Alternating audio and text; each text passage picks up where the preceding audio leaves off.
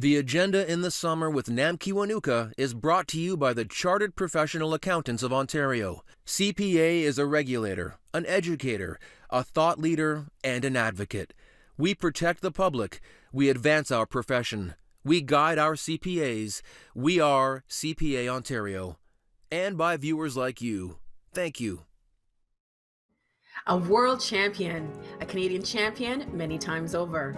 I'm Nam Kiwanuka, and tonight, for this Canada Day edition of the Agenda in the Summer, a conversation with athlete, author, and daughter, Perdita Felicien.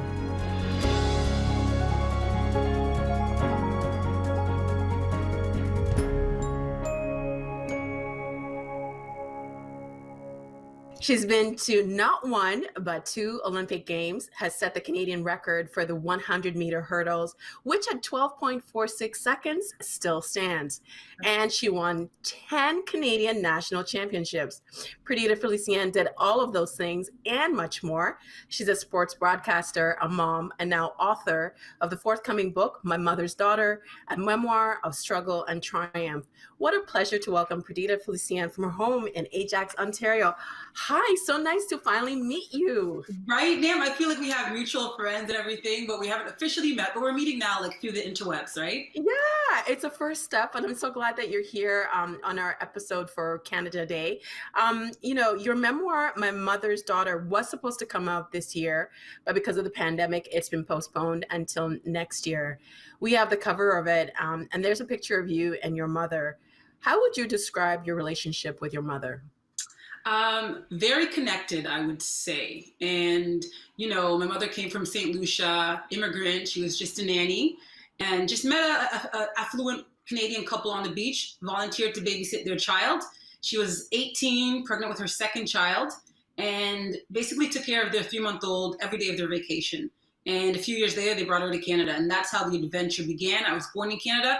So when I look back at all the steps that my mother took and all the hurdles, puns, that she had to overcome, now that I'm a new mother, there's a sense of real gratitude for her, for all the things that she's had to go through as, first timer or foreigner, I'd say, to Canada. It's interesting that you said gratitude, because I think when we're kids, we see our parents are our world. They can't make any mistakes. They have to be infallible. But I think when you do become a parent, you look at your parents like, oh, they were people before they had me. So do you think that becoming a parent has given you maybe a different view of your mother and who she was when she was raising you? Yeah, that is such a profound statement that you make, because I think it took me about 4 years to write this memoir. And, to your point, you see your parents as heroes and saviors in a sense, or, whatever it is. But in this, I really saw my mother's humanity. There are a lot of things I learned about her struggle. There's a lot of new things that I reveal in this book that I've never even talked before about as an athlete. There are a lot of answers I didn't know.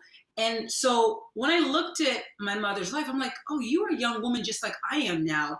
And so my mother had to make a decision, whether to keep me, like when I was conceived, or whether to let me go, because my father was not going to support her, was not going to be there for her. So she had to make a decision literally on the spot, and I detail it in the book, but whether or not to abort the child, me, to stay in Canada and continue working and trying to take care of her two kids who were born in St. Lucia, or keep me in a country where she had no status, no citizenship, and was making, dollars a day and working pretty much 6 days a week from 7 till like 6 at night. So when we talk about our parents as our heroes and those sorts of things, for me, what really came clear is, my mother had some hard decisions to make, and there are things that I know I wouldn't do, in my life, those decisions I wouldn't make, but I know had she not made those decisions, Nam, then I wouldn't have, this, for me, very fortunate life that I now have. And your daughter now will have, because of all the accomplishments that you have had. And I don't want to talk too much about what's in the book, because it's coming next year. But what was your childhood like growing up in the GTA? Yeah, so I grew up in the wonderful Ontario town of Pickering, and it's still near and dear to my heart. Growing up I was in a household with a first generation. I was the first generation Canadian, rather, the first of my mother's children. And so for me, my mother would always have this saying, don't make foolishness with your life, right? And it's like, you know, when you grow up now, you know, it's like your parents lecture you and they just say all these things like, what is mom saying? Why is she ranting and yelling? And she would always say, don't do what I did. I didn't know what mom was talking about. What did you do, right? You're 9, you're 10, you're 16. Man, it's just noise. And so growing up for me, we didn't have a lot of money. Like we were broke, but for me, it never felt that way. And it's only now as this independent, career-driven person that I am, that I can look back and say, oh, this was missing and this was lacking. But we never ever felt it because it always felt like my mother's love was enough. And so I have 4 other siblings and, you know, we're all age ranges. My older 2 are about 8 years older than me. So you'd understand there's a huge divide.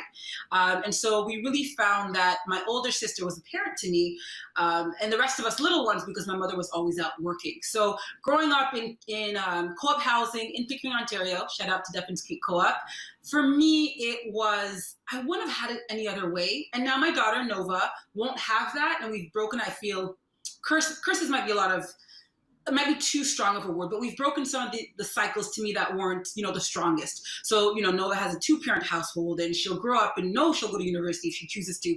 Those are things I didn't have. But, you know, I don't think I would have changed it because, it gave me a lot of grit, if that makes sense.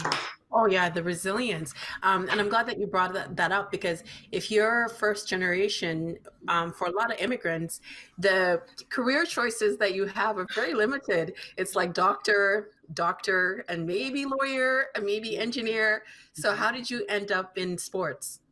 You know, I never had the ambition to be like an athlete or go on to like be a pro runner and go to the Olympics. In fact, my mother and I had no idea like the Olympics even existed, believe it or not.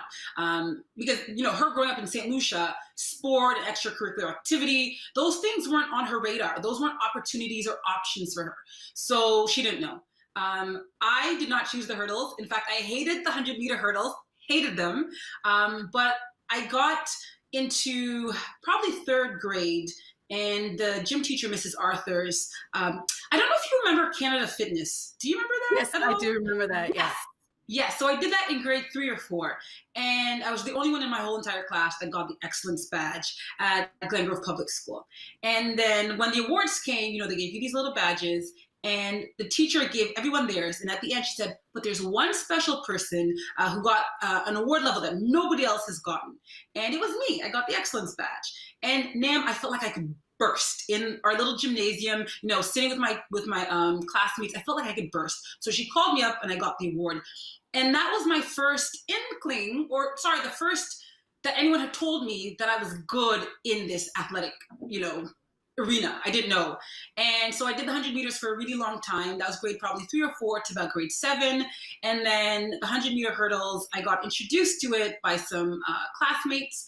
But I quit. I quit after 2 years going into high school because I got beat at a race in grade 8. Like, it was a big deal to me. I cried. I was like, I'm done with this stuff. And my ego was handed to me. So I quit for 2 years. And when I went back in grade 10, because my mother kept nagging me, the coach reintroduced me to track and field and the hurdles, and he made me do it. And I said to him, Mr. Sadek of Oshawa Excels, I said, I hate the hurdles. Get me out of it. I'm here to be a long jumper and a sprinter. And he refused, Nam. So every single workout, he only coached me as a hurdler. So then I had no choice, basically. And it's a wonder I never quit. I wonder why I didn't quit. I don't know. Destiny. Well, maybe it's because too you had those 2 people saw something in yourself that you didn't see in yourself. Yeah, you know, I think that's what it is. Yeah. Yeah. Well, you've been to the Olympics twice.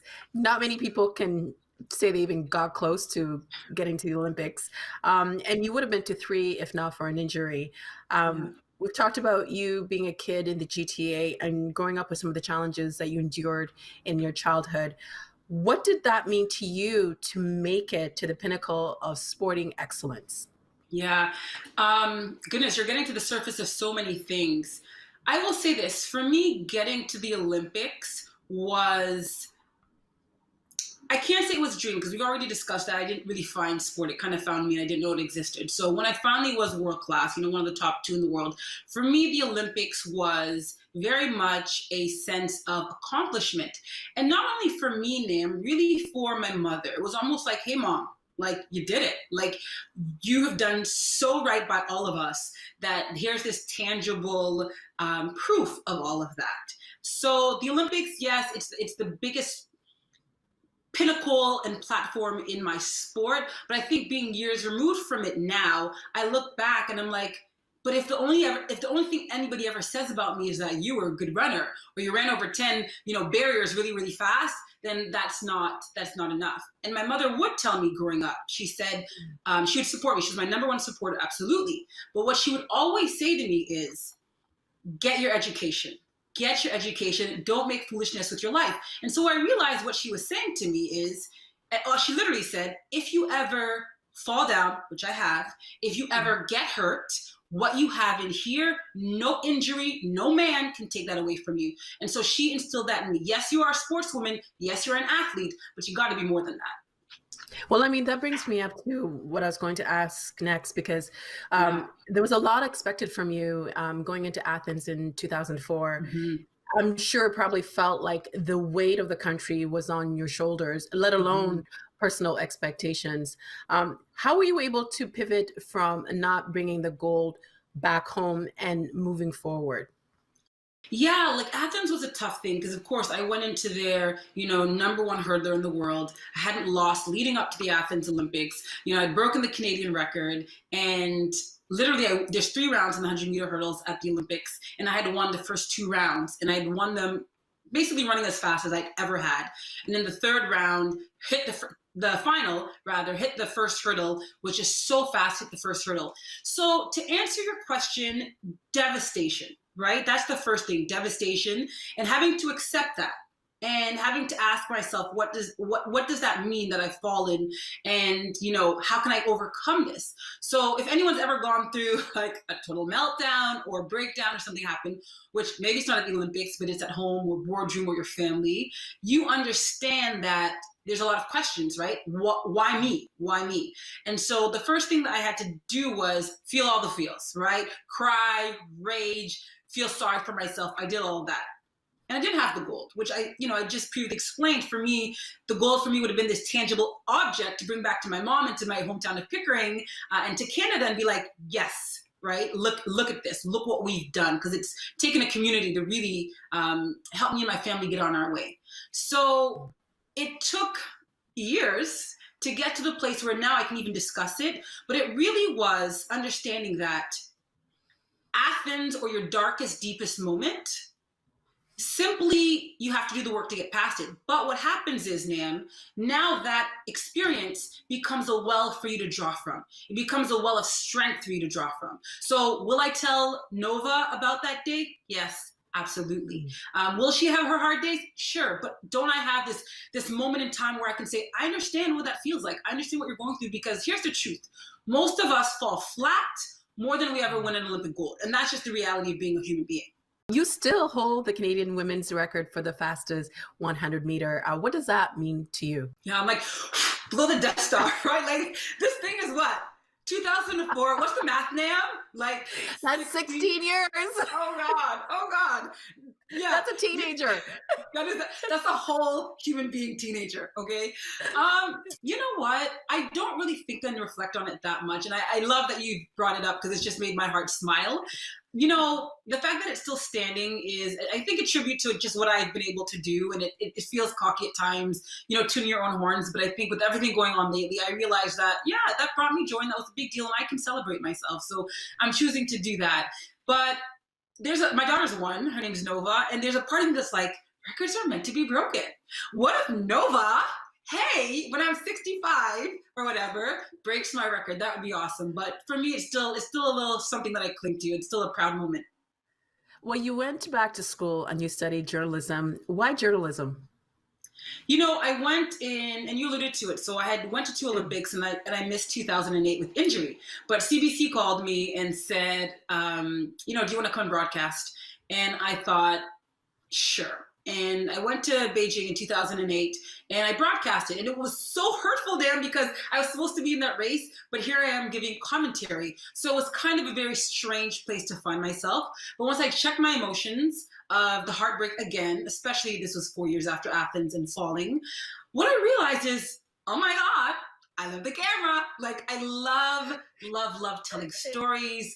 I love, I don't know how you feel about it, but I just love being able to like tell a story and convey that. And I really felt that in 2008. And so I wouldn't retire for another 5 years. And I didn't say anything to anyone, but I thought, when you retire, girl, this is your second chapter. This is your second coming. This is what I'm going to do. And so I'm doing Well, it. you were terrific because you were so natural at it. And that's when I became familiar with your work. It was really nice to see a Black woman at the Olympics reporting.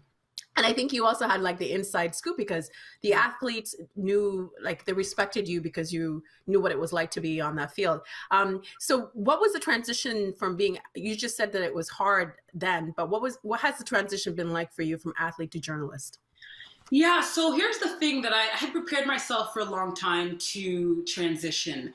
And one of the things I really wanted to do is if I'm going to be, competing for 10 years, 12 years, then I want to have something to show for it later. And so I was always preparing. I was saving my money. And when you grow up broke, there's something for me, I didn't ever want to feel that again. I never wanted to be hungry. I never wanted to have lights cut off. So I really prepared for a good transition. But the truth is, I don't believe that all athletes think that they will come because it feels so far away. I also prepared myself for the applause being gone, if that makes sense, right? The adoration and the people, loving you because you do this, amazing thing that not a lot of people can do. And it gets really quiet, right? It gets really quiet when that's all gone. So if you really get high from the success and the winning and the attention, then when you retire, and it seems weird that you retire at 32 and 33, but that's the truth. When you retire from something that you've known for most of your life, it can be very lonely. But because I knew I wanted to be a broadcaster, it gave me almost another finish line to chase, another challenge to get to. And I feel like I've just really sunk my teeth so fully into this that I feel like a whole person. I don't feel like I'm missing or losing anything out. And one more thing I'll say about that is, being at the Olympics now, and I've been a broadcaster at 2 Olympics now, summer and winter, 2016, 2018. And here's what I will say. I really have to check my emotions when I'm at an Olympic mix zone and I'm interviewing athletes. And I'm so glad and relieved that I'm at peace with my experience, Olympic gold or not. Because could you imagine interviewing someone who's fresh off an Olympic record or an Olympic gold medal, and here I am, haven't made peace with my past, and I'm holding a microphone to them, right? Do you understand how that feeling could just come up and like overwhelm me? And I said, no, not going to be that person. What is for you will always be for you. And so now when I go into the mix zone, I feel it's just a sense more of privilege. And I am truly, sincerely like happy and excited for people who do well, but I also encounter people who had a bad day like I did in Athens, and I feel I can relate to them in many ways. Well, you recently you shared something on social media, and I just wanted to bring up the tweet and read it to you. You write, I took this pic today of the needles from my IVF journey.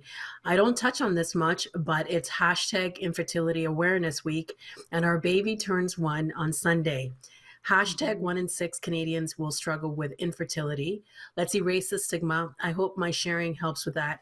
Hashtag Infertility Warrior. That image is so powerful. Why did you decide to share your struggle with infertility? Yeah, gosh, I was 2 years into my journey before I shared that, and that was the first public share. I think because Nova is our miracle baby, right? We had to get help. Science had to help us have her. And I kept reading a lot about women struggling, and here I am in the shadows, keeping quiet. It wasn't really shame. I'm just private in that way, right? But the more I saw this happening and women having this conversation, I was like, oh, this is normal. There's nothing wrong with you or your partner. And I also felt, what if someone like me who has a platform, who has a voice, who some people might think has a lot of things going for them, says, hey, I struggle in this way. And so I decided to share that. Also, Nam, 38, 39 years old, having my first child with my husband.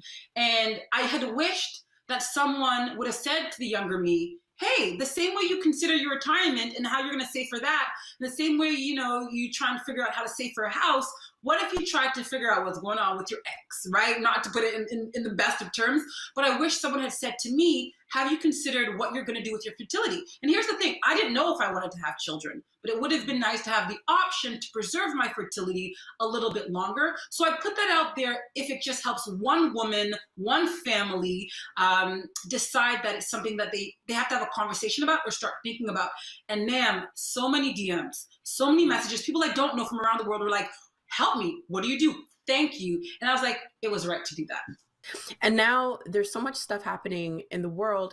You sharing that tweet helped so many people. And now with Black Lives Matter, the protest going around the world, do you feel an additional responsibility to talk about it as an athlete? Yeah, well, here's the thing about what's going on. Or is right it now. intimidating? Yeah, and that's a really good question. It is intimidating, and it can be. And so the question was posed to me: if I was an athlete and everything that's going on with racial inequality and just the turmoil that's happening, would I have stood up and protested? And I had to be really honest with myself. And I didn't like my answer, but it was the truth. I said no. I wouldn't have felt safe. I wouldn't have felt okay, because time and time again, as Black people, when we speak up about racism and racial inequality, we are attacked or threatened. And it's almost like you're making that up. It doesn't exist. So now the 39-year-old self-assured me feels more confident. But here's the thing I noticed, Nam, and I don't know if you noticed it too. Everything that's happening around us, I feel like we're not alone in this. When I look into these crowds of people protesting, they look to be all different races, all different ages and generations, a lot of them led by this younger generation. So I think today's athlete feels probably a little bit stronger and more confident to speak out and tell their story and speak out against racism without feeling retribution. Doesn't mean they won't get it, but they probably feel a little bit more self-assured. And I don't think you should be ashamed of how you felt, because we have seen it in history when Black athletes speak out and how their careers are affected. I mean, the biggest example is Colin Kaepernick. Yeah, he is. And here's the thing. There's talk now about maybe he's going to get a deal. To me, I feel like he's transcended the NFL. He's transcended football. But yes, took a knee, peaceful protest, had nothing to do with disrespecting the American flag, but completely lost his livelihood, blackballed, blacklisted. So that is truthfully what you're facing as an athlete: your popularity, your sponsors, your whole entire livelihood. And, I'm happy to hear you say that I shouldn't feel any shame about it, and for me, what gives me great pride and hope is seeing these athletes now speak up and say, hey, and people are being checked. It's not cute. It's not cool anymore. And it's almost like part of me I'm deeply emotional about this, but part of me is upset because I'm like, we've been here all this time. How are you just learning and listening now? We've always been here. We've always been saying this. In fact, our throats are hoarse, right? And our hearts are heavy and broken. And you're just now seeing us. But I feel like I don't want our children to keep fighting this battle for another hundreds of years. It has to end. And I'm glad you brought that up, because at the very beginning we were talking about your mother and myself. One of the reasons why I was nervous about being a parent was because this fear of having my Black children experience racism and have to deal with those things, because I kind of feel like I can bear that, but I don't want it for my children. And when I had a son, and I was actually very nervous about having a son, because I knew that it would make it that much harder. What has becoming a parent in the age of, I guess, what we would call Black Lives Matter meant to you? Goodness. This time, I hope you're good now, because I know that we as parents and as Black people and Black women and Indigenous people are feeling this, right? It feels good to be seen and heard, but I think there's a sense of, is this actual change? Is this performative? Or is this real systemic change? And I think we're all poised and waiting. So to answer your question, it's different for me now because I have Nova. And this is the loudest that this uprising has ever felt to me in my lifetime. And I'm sure the same for you. And I want to protect her, and I want to keep her away from this. And the lovely Tracy Moore, who we both know, shared a message on her Instagram. She's the host of Cityline, and she shared a message, and she said, and it resonated with me. It says, "Some of us fight racism by, yes, for our children, allowing our children to experience joy." And when I saw that, I said, yes, yes, yes. We'll fight this battle right now. We'll do the heavy lifting right now. If it means that your two children, if it means that my Nova, if it means the next brown and black child doesn't have to live this thing anymore, we will do the heavy lifting now and shelter them from it with their laughs and their giggles and anything else that they can experience within our bubble of love, really. So it kind of feels as if the fight for equality maybe carries an even greater weight now that we are parents. It does. I think it really, really does, because, and here's the thing, like, I've questioned myself, like, can we dismantle this thing? And again, I hate that I think that, but I wonder, like, it's so simple to me. Don't hate. Don't treat someone different because of the way they look, because of the color. It's so rudimentary to me. And so is it a different battle cry I feel as a mom? Yes. I'm speaking out. I'm using my voice more. Whereas I said, as an athlete, the 20-something-year-old me, not a mother, I would have made waves. I wouldn't have said it too loud. Now I will, and I don't care. So has my Twitter count gone down when I tweet about race and stuff? Yeah, I see people drop off, but don't follow, because this is not for you. On Instagram, same thing. This is not for you. And 6 months from now and a year from now, Nam, we know we'll be doing the work. We know we'll still be having this conversation.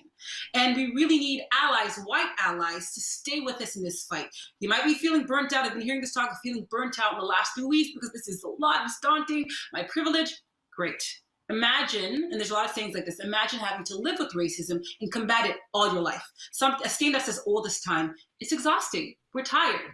And so for me, does this battle have different meaning now that I'm a parent? Yes, it does. Because I don't want my daughter to ever be called the N-word, which has happened to me in Canada, in our beloved Canada. Racism is here, it exists. So we can't fool ourselves and think that it's not here. And I think for all the things that you have accomplished, Nova has a lot to be proud of, including your mother. And it's been such an absolute pleasure having you on the show and meeting you in this way. And hopefully once all this is done, we can meet in person. Yes. Maybe a hug, maybe a chat in the park, have the kids play. Yeah. But it's been amazing having you. Thank you so much, Perdita. We appreciate it. I love it, Nan. It's been so good talking to you. See you next time. Bye. All right. Bye. And that's it for tonight's Agenda in the Summer. I'm Nam Kiwanuka. Thanks for watching TVO and for joining us online at tvo.org. And we'll see you again next time. The Agenda in the Summer with Nam Kiwanuka is brought to you by the Chartered Professional Accountants of Ontario. CPA is a regulator, an educator, a thought leader, and an advocate. We protect the public. We advance our profession. We guide our CPAs. We are CPA Ontario. And by viewers like you. Thank you.